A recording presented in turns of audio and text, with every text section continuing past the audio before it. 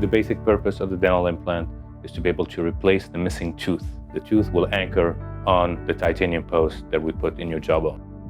The first myth about dental implant is basically it's age specific. You can be 20-year-old or an 80-year-old patient and you can still be a candidate for implant. The second myth is that implants hurt. Implants actually don't hurt just because the titanium post is placed in bone.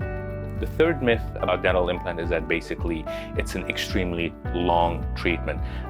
In a lot of cases right now, we are able to pull a tooth, place the implant, and build temporary tooth that looks a lot like your natural tooth same day. So people walk in and they walk in with their tooth, we take it out and they walk out with a tooth in their mouth.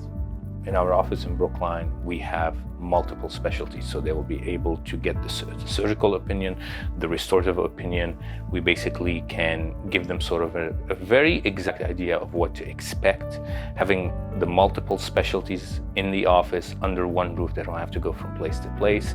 And basically, we can pretty much give them pretty good idea about, all right, we're gonna be able to do your surgery, we're gonna be able to do your implant, we're gonna be able to build you the tooth, and then you're gonna walk out of here with a tooth in your mouth.